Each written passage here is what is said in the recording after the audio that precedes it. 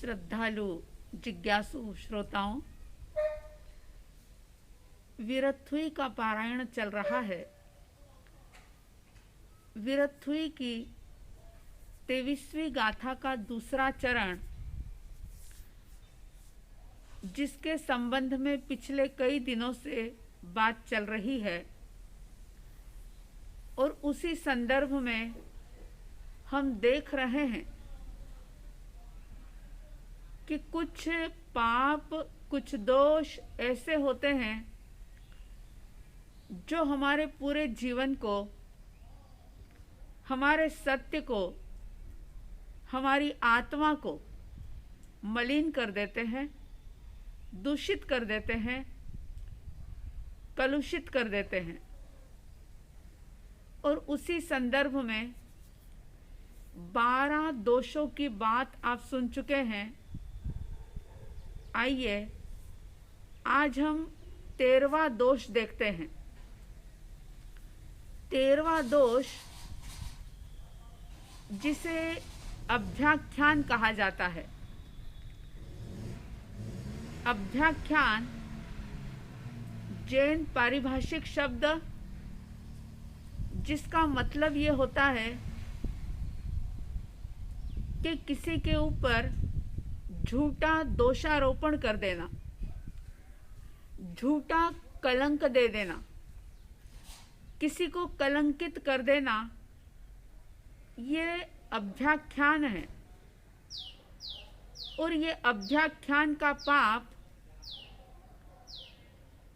अपने साथ और भी बहुत सारे पापों को जोड़ लेता है,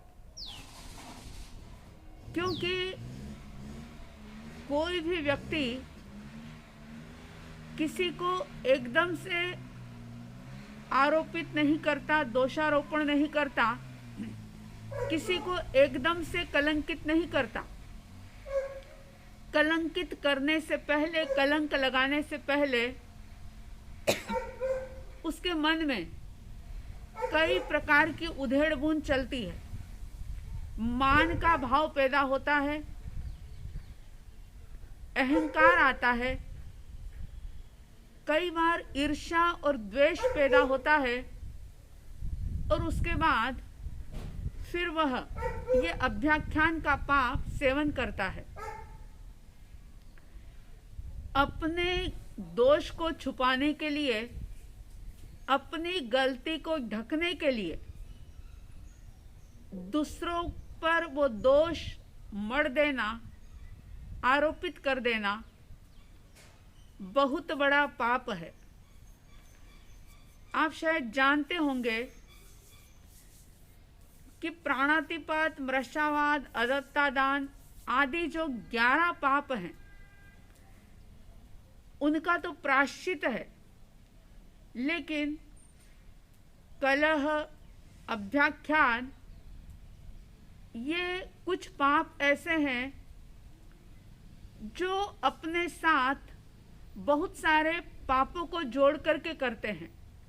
यानी एक अकेला अभ्याख्यान नहीं होता, अकेला कलह नहीं होता, कलह के साथ क्रोध भी होगा, वाणी का दुरुपयोग भी होगा, द्वेष भी होगा, और यही बात अभ्याख्यान के लिए भी है।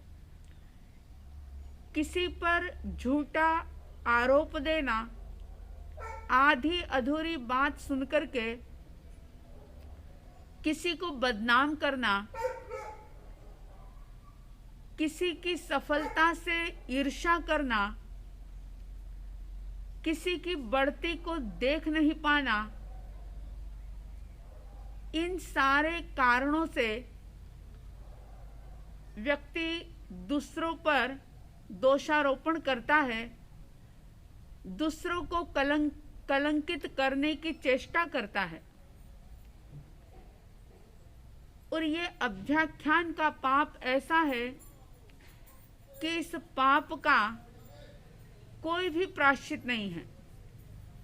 बाकी के जो पाप हैं, उन पापों को करने के बाद उनका प्रक्षालन हो सकता है, लेकिन अभ्याख्यान का पाप ऐसा पाप है जिसका कोई भी प्रायश्चित नहीं होता। और मजे की बात यह कि इसको व्यक्ति बहुत रस के साथ कर लेता है। उसे पता ही नहीं चलता कि मैं अपने आप को बचाने के लिए या अपनी गलती को छुपाने के लिए मैं किस प्रकार से इस पाप को करके अपने अंतर को, अपनी आत्मा को कैसे मैं दूषित करके भारी बना रहा हूं, समझ भी नहीं पाता। एक बार एक व्यक्ति जिसने किसी सज्जन व्यक्ति पर कलंक लगाया, उसे बदनाम करने की कोशिश की। सज्जन व्यक्ति जो था सच्चा था, हमेशा सत्य कहता था। और आप जानते हैं कि सत्य हर किसी को बहुत कड़वा लगता है। सत्य कड़वा होता है और हर कोई उसे सुन नहीं पाता। बस उस सज्जन व्यक्ति की एक कमी नहीं बल्कि एक खूबी थी कि जब भी जिस किसी की गलती होती वो कह देता था। और वो सज्जन व्यक्ति जिसके पास खूब धन दौलत थी, चारों तरफ उसकी यश कीर्ति फैल रही थी, उस यश कीर्ति से जेलसी रखने वाले एक व्यक्ति ने उसको कलंकित करने का प्रयास किया, बदनामी की। लेकिन वो सज्जन व्यक्ति जो था, जो धर्म को जानता था, उसने अपने अंदर में द्वेष को नहीं पलने दिया। उसने ये सोचा कि ये मेरे अपने अशुभ नाम कर्म का उदय है, दूसरे किसी का दोष नहीं। वह शांत रहता है, समता को धारण करता है। और बहुत समय बीत जाने के बाद एक बार उस व्यक्ति के मन में, जिसने कि उस पर दोषारोपण किया था, उसको कलंकित करने का प्रयास किया था, उस व्यक्ति के मन में पश्चाताप का भाव जागा। क्योंकि भाव हमेशा एक जैसे नहीं होते। कोई शुभ कर्मों का उदय हुआ और उसके मन में ये भाव आए कि मैंने इसे वैसे ही कलंकित करके अपने कर्मों का बंधन किया है। जाता है वो किसी संत के पास और संत के पास जाकर के कहता है कि मैंने ऐसा ऐसा दोष अपने जीवन में अपनाया है, अभ्याख्यान का पाप किया है, मुझे इसका प्रायश्चित दे दो। संत जानते थे कि ये ऐसा पाप है कि जिसका कोई प्रायश्चित नहीं होता, उसे भुगतना ही पड़ता है। तब संत ने कहा कि ऐसा करो, ये जो पेड़ की सूखी पत्तियां हैं, जो ये पत्ते पड़े हैं सूखे, 4 पत्ते अपने हाथ में लो और तीसरी मंजिल पर चले जाओ। उपाश्रय की तीसरी मंजिल पर जाकर के इन सूखे हुए पत्तों को बिल्कुल इनके टुकड़े कर लो, एकदम उनको बारीक कर लो और फिर चारों ही दिशाओं में इनको डाल दो।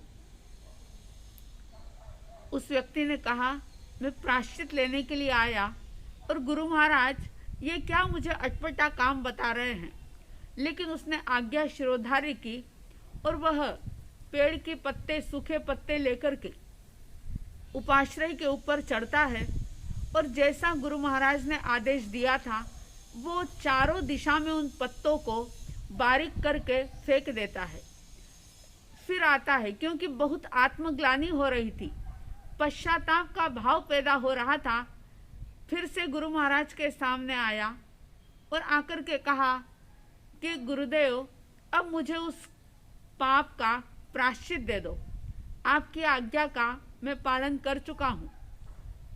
तब गुरु महाराज ने कहा कि अब एक काम और करो, वापिस ऊपर जाओ और देखो कि वो जो तुमने सूखे पेड़ के पत्ते डाले हैं वो कहाँ कहाँ हैं, और देख करके वापिस उनको इकट्ठा करके लेकर के आओ।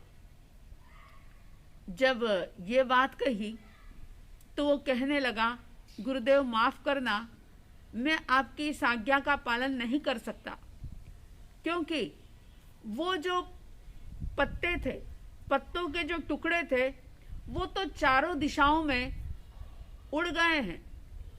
अब वो कहाँ चले गए मैं कैसे खोज सकता हूँ उनको दोबारा एकत्रित करना बहुत मुश्किल है, नामुमकिन है।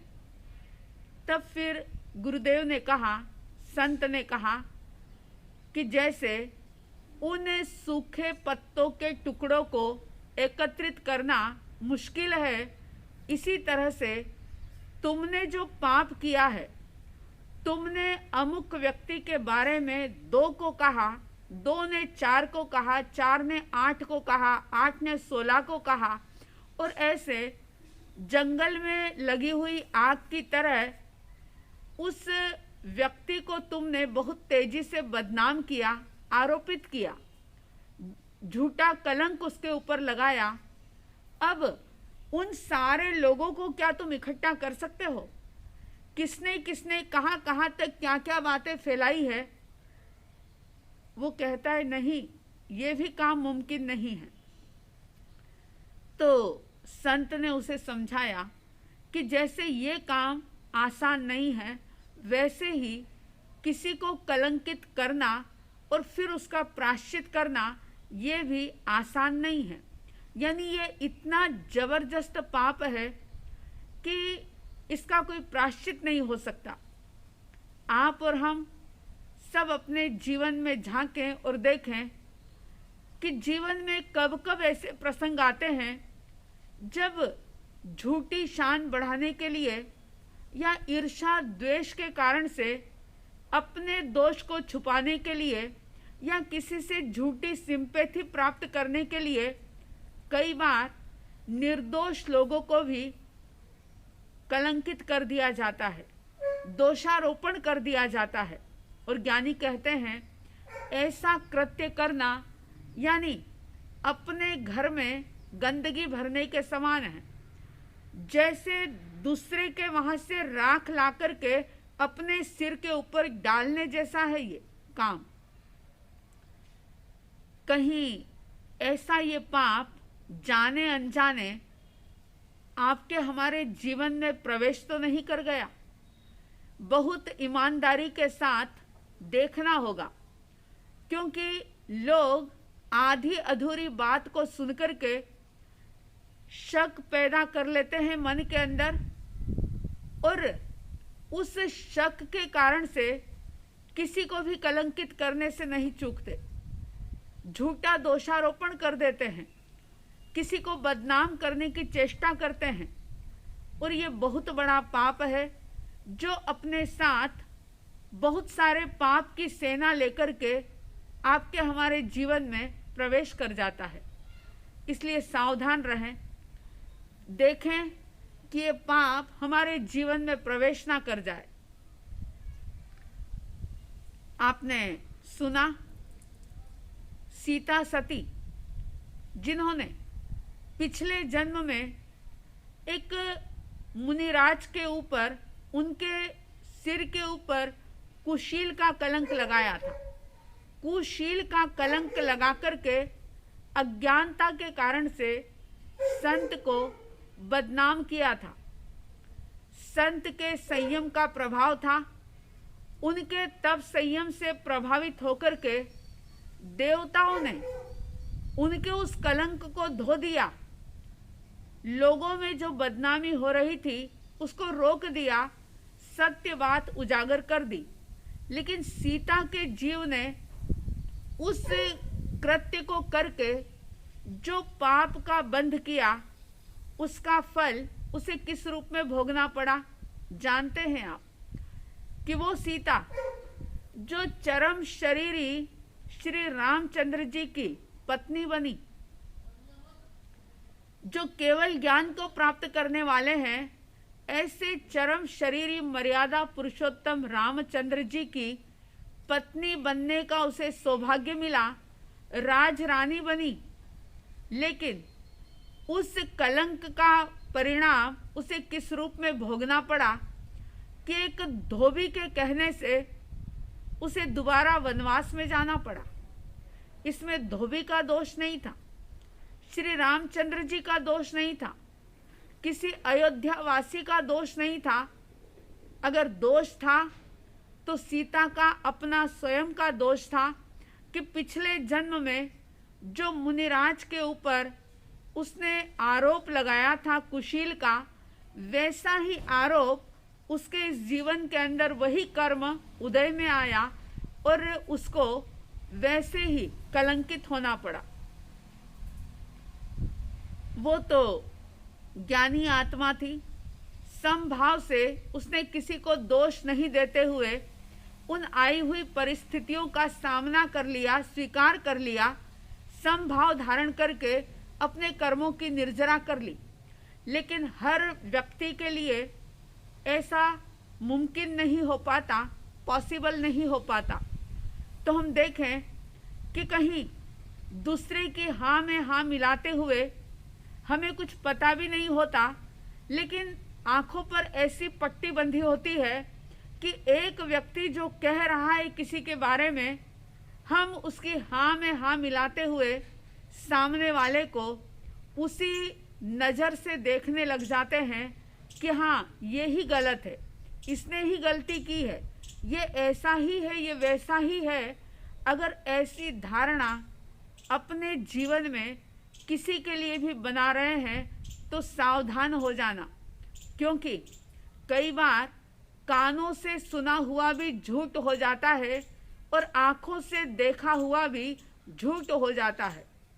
अगर कोई दूसरा व्यक्ति कोई गलती कर रहा है तो उसका परिणाम वो स्वयं भोगेगा, लेकिन दूसरों के कारण से, दूसरों की गलती के कारण से हम अपने जीवन को गंदा ना बनाएं, इस बात की सावधानी, सजगता हमारे भीतर में आ जाए तो जरूर ये जीवन सार्थक होगा, पापों के बोझ से हल्का होगा।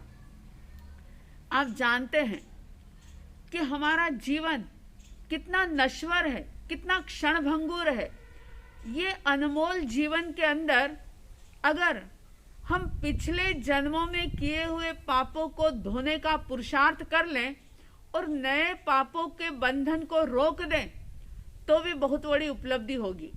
आप सोचें, छोटा सा जीवन और उसमें पुराने किए गए पापों को तो धोने की कोशिश नहीं और नए पापों का अर्जन करते चले जाएं और फिर सोचें कि हम तो बड़े धार्मिक हैं, हम तो बहुत क्रियाएं करते हैं, हम तो बहुत सामूहिक प्रतिक्रमण करते हैं, हम तो बहुत व्रत तप जप करते हैं, बहुत दान देते हैं। ये सारा करने के बावजूद भी अगर ये पाप जीवन में प्रवेश हो रहे हैं तो हमारा सारा तप जप दान ये सब जो है ये हमें उन पापों से बचा नहीं पाएगा। सावधान हो जाएं, सजग हो जाएं और देखें कि आज तक जीवन में कब कब किन किन लोगों को हमने कलंकित करने की कोशिश की है। चाहे कोई कितना भी प्रयास कर ले, ईर्ष्या या द्वेष के कारण से, जेलेसी के कारण से मिथ्या दोषारोपण किसी के भी ऊपर कर दे, लेकिन अगर उस व्यक्ति का पुण्य प्रबल है, शुभ नाम कर्म का उदय है, सौभाग्य है, यश कीर्ति नाम कर्म का उदय है, तो कोई कितना भी कलंकित करे लेकिन उसके यश कीर्ति में किसी भी प्रकार का कोई फर्क नहीं पड़ेगा। लेकिन जो कर रहा है, जो ये कृत्य कर रहा है, वो जरूर अपने जीवन को मैला कर लेगा, गंदा कर लेगा। कहीं दूसरों की गंदगी ला करके हम अपने घर में डालने की कोशिश तो नहीं कर रहे हैं। जरा देखें और इस पाप से पीछे हटने की कोशिश करें। साध्वी द्वय की तरफ से हार्दिक हार्दिक शुभ मंगल कामनाएं कि आप हम सभी इस अभ्याख्यान के पाप से, इस झूठे कलंक देने के पाप से हम पीछे हटे, सजग रहें, सावधान रहें और बड़ी श्रद्धा भक्ति के साथ परमात्मा प्रभु महावीर स्वामी जी का स्मरण करते हुए उनको वंदन करें। जिनका परम पावन चरित जल निधि समान अपार है, जिनके गुणों के कथन में गणधर न पावे पार है। बस वीतराग विज्ञान ही जिनके कथन का सार है, उन सर्वदर्शी सन्मति को वंदना शतवार है। उन सर्वदर्शी सन्मति को वंदना शतवार है। इन्हीं शुभ और मंगल भावनाओं के साथ जय प्रभु महावीर, जय गुरु आनंद।